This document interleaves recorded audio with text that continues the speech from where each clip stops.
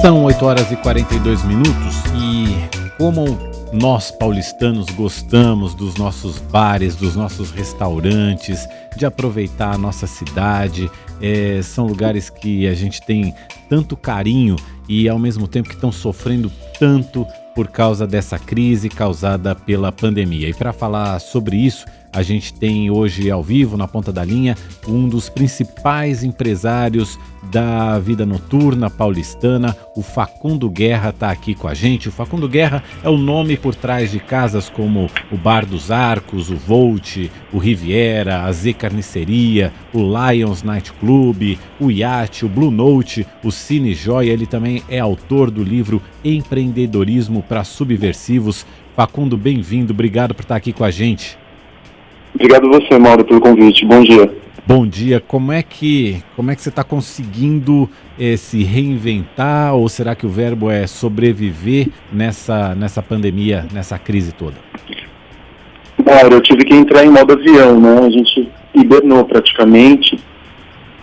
Estamos tentando evitar os gastos de qualquer maneira.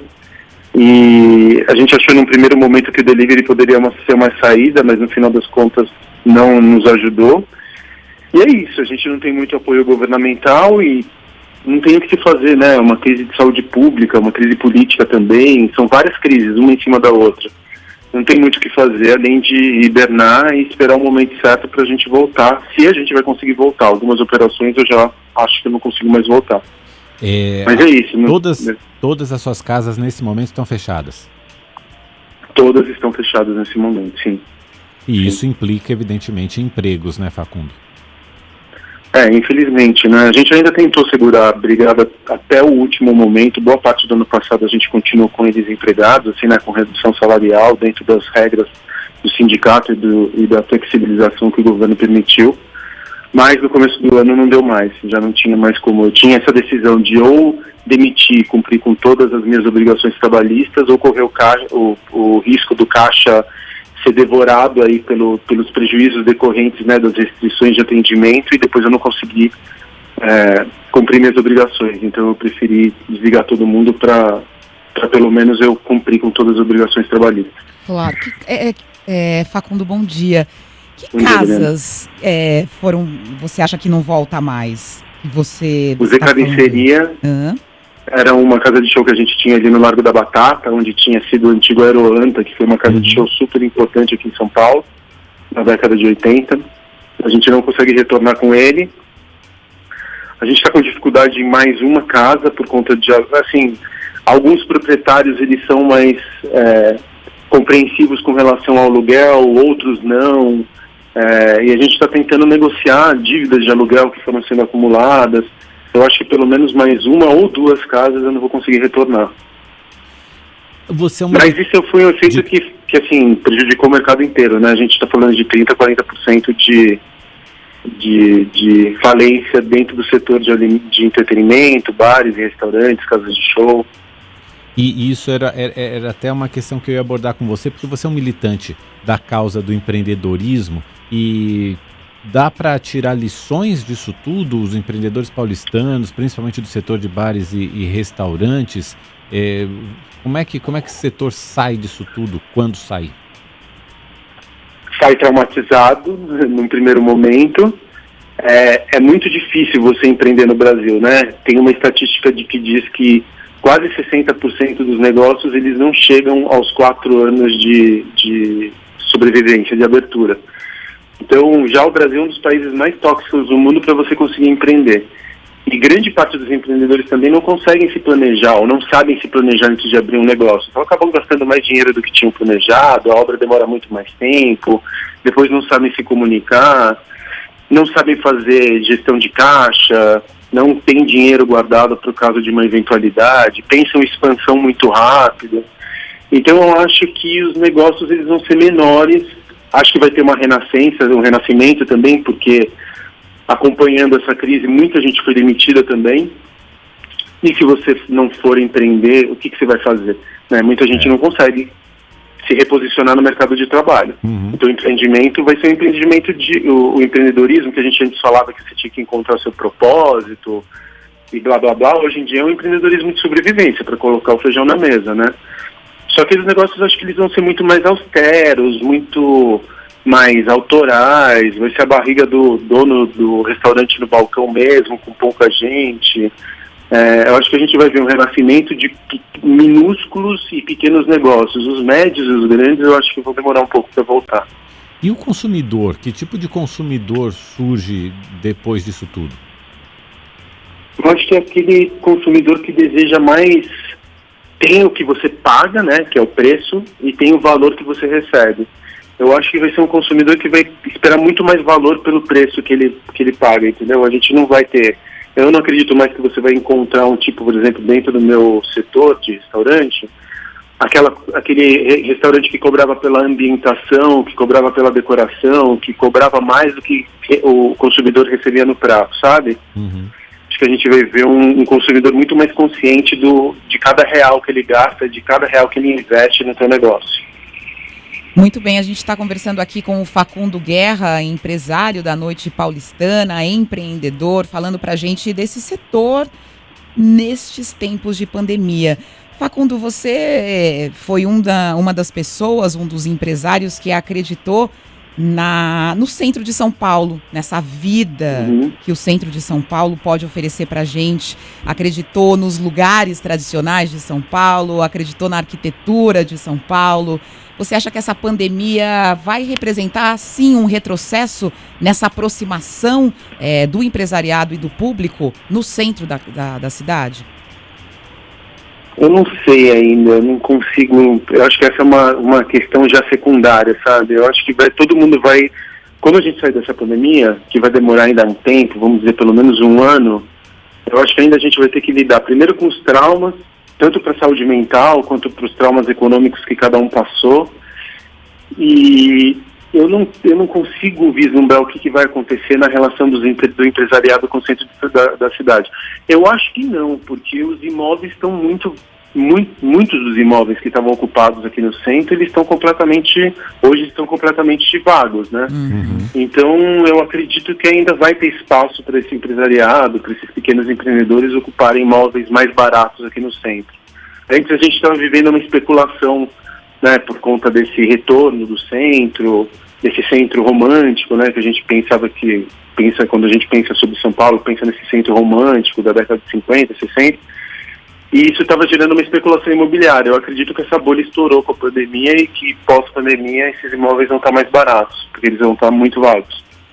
Agora, por outro lado, Facundo, alguns dos bares, dos restaurantes que o público estava acostumado no centro fecharam, ou seja, o público vai ter que ser reconquistado, né, por outros estabelecimentos nesse caso. Uhum. A verdade é que grande parte dos restaurantes que a gente gostava, São Paulo perdeu dezenas de restaurantes que eu amava, né? O Ramona, o La Fronteira, o Pazzi, tantos restaurantes que fecharam por conta da pandemia e tantos outros estão sob risco de fechamento, que o mercado vai ficar menor, né? O número de consumidores não vai mudar e o mercado ficou pelo menos 30%, 40% menor. Então aqueles que sobreviveram à pandemia, duras penas, vão ter que lidar pelos próximos anos com as dívidas acumuladas. Então não vai ter empresário no setor de alimentos e bebidas que vai tirar lucro pelos próximos 2 anos, porque vai ter que pagar endividamento de imposto, aluguel, dívidas trabalhistas. Então quem sobreviveu vai ficar 2 anos pagando dívida, mas por um outro lado também vai viver com um mercado com mais excesso de demanda do que existia antes, né? Porque as pessoas vão continuar saindo, vão procurar ainda pratos mais baratos, mas no final das contas vai ter menos concorrência, infelizmente, né? Uhum. Eu cheguei até o Facundo por conta de uma campanha que ele está promovendo nas redes sociais dele, uma campanha de doação para moradores de rua. Eu vi essa campanha no Instagram do Facundo Guerra, me encantei, participei. E, Facundo, eu queria que você explicasse para o nosso ouvinte como é que é essa campanha. Sim, há uns 2 anos, antes da pandemia, eu gostava muito de tirar fotos de São Paulo, seja com celular, ou seja com drone. Eu gostava de tirar fotos de arquitetura de São Paulo, porque eu recuso aquela ideia que as pessoas têm de São Paulo, que é uma cidade feia. Eu acho São Paulo uma cidade linda. E eu tirava fotos de arquitetura e colocava no meu Instagram. Eu ainda moro aqui no centro, né? Eu moro na Santa Cecília. Então, eu estou andando muito pela rua, indo para o supermercado, saindo para correr à noite. Eu estou vendo que as pessoas em situação de rua, assim, aumentaram. A quantidade de pessoas em situação de rua aumentou muitíssimo durante a pandemia, tá? Assim, de cortar o coração.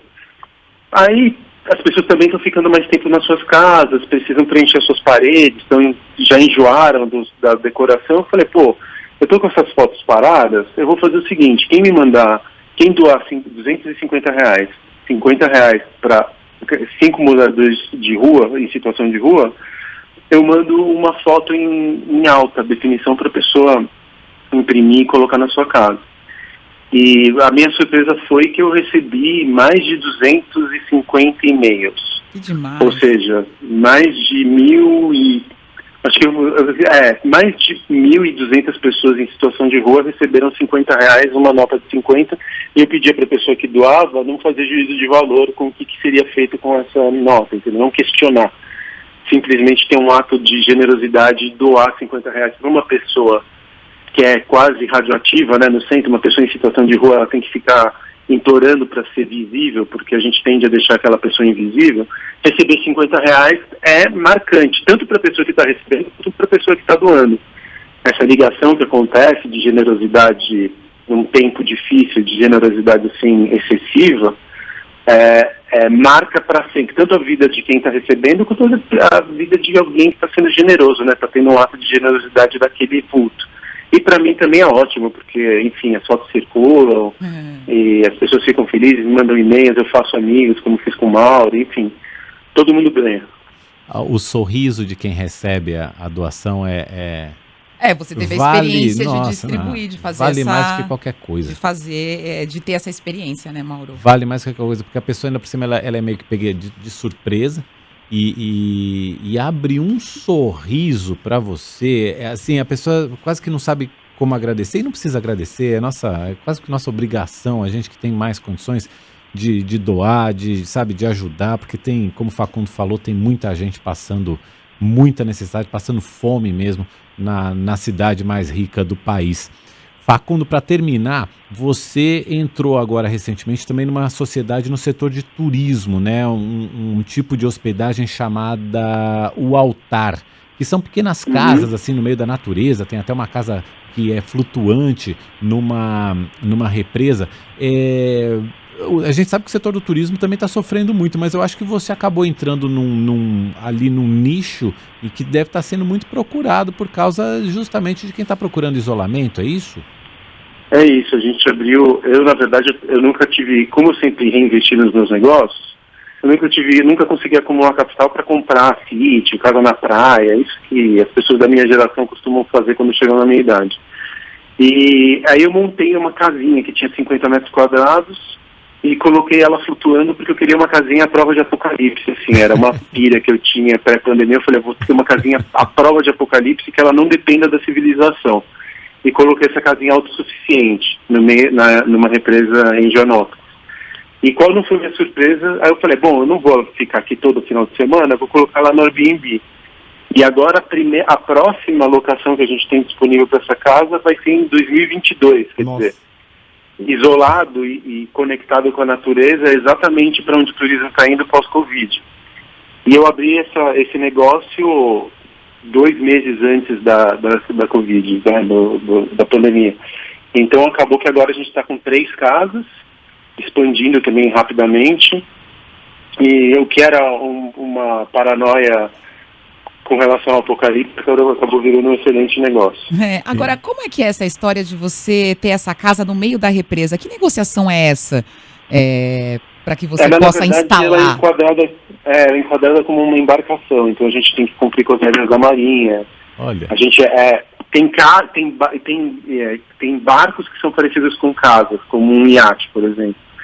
E essa é uma casa que é mais casa do que barco, mas ela não deixa de ter um motor elétrico, ela não deixa de ter, ela está numa poita legalizada, ela está, enfim, adequada às regras da Marinha.